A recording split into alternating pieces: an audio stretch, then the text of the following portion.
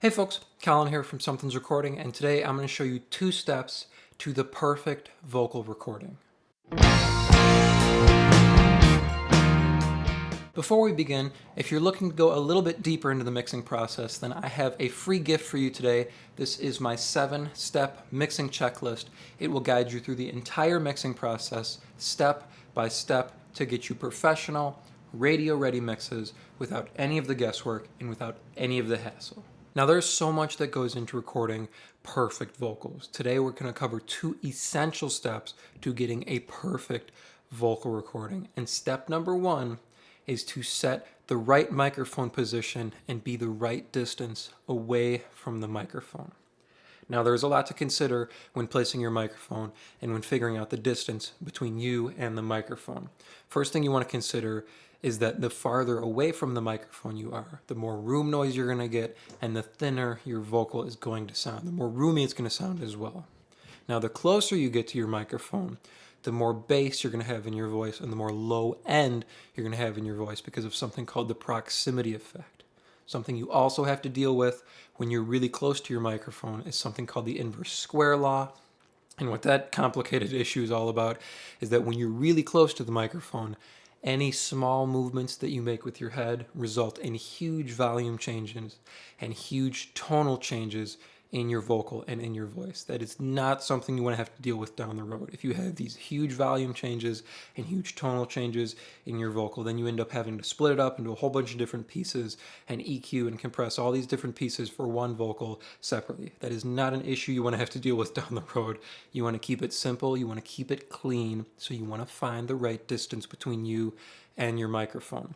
My general rule of thumb is about 2 fists away from the microphone. Now, usually I would have a pop filter.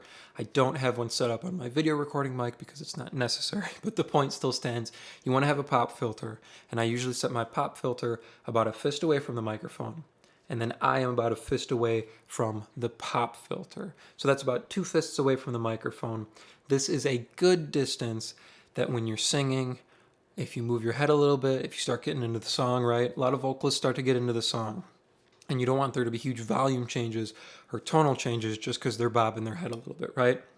So 2 fists away is a good distance that you're not going to get huge volume changes, you're not going to get huge tonal changes, but you're still going to have a balanced, perfect vocal sound, right? You're still going to have low end in your vocal, and you're still going to have nice top end without it being thin, right? Because you're really far away. And it's not going to capture a lot of room sound as well because your microphone's still going to be focusing mainly on you right in front of your microphone.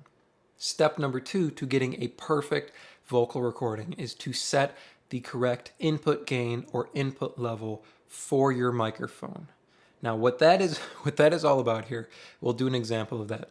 You don't want your microphone to be too loud, right? Because the one thing that you don't want above all is for your vocal recording to clip. There's nothing worse than having an awesome vocal performance, and then you go back, you're feeling good about it, and you look at it, and it's clipping all the way through. That sucks. That's a hurtful feeling. But you don't want it to be too quiet either. Now, you can always turn it up later, right, in digital, but you don't want to be turning up all the room noise with it, right? If you're, a good distance away from your microphone and you're singing, but it's too quiet, everything that you turn up is going to turn up everything, right? So if we go in later and we can't crank up the gain on our vocal track, we're going to crank up all that room noise that is in our vocal recording too. So you want to set the right vocal level from the start. And now I can't give you, a number of what you want to set your input gain at because every interface, every mixer, every box is going to be different on their preamp gain. But what I can give you is a dB level that you want your vocal to be sitting at when you look at the meter. So if we come in here, we can look at our inputs inside of Studio One. That is me clipping when I set my input level to set the video to line up with my audio here. So we're just going to get rid of that clip there. A good rule of thumb, or the rule of thumb that I use, is to be somewhere around -12 and -10 when we're looking at the meter, right? So if I'm talking here, right, I'm about 2 fists away from my microphone, my voice is sitting at about -10 or -12, somewhere dropping down to -15, right? That's a good level to start for me. So if I get louder, right, I don't get too loud and to clip, Again, I don't have a pop filter here, so it's a little bit touchy. But if I get louder, right, I'm not clipping still.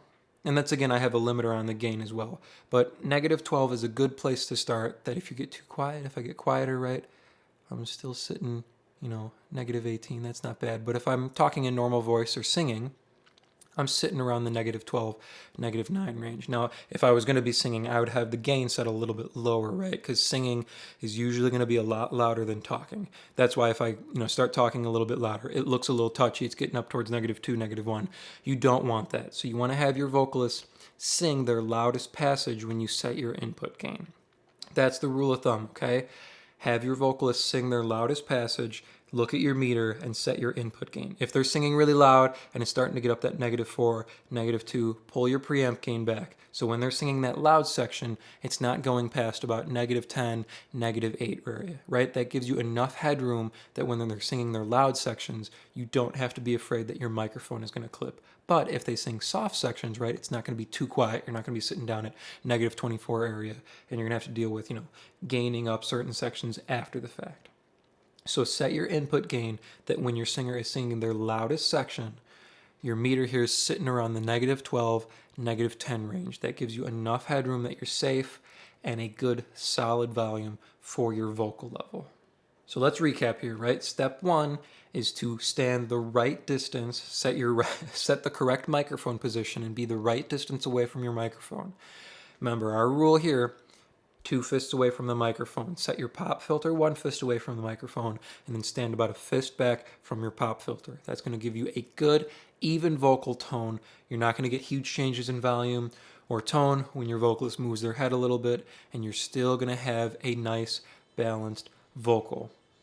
Step 2 is to set the right input gain on your preamp or on your interface.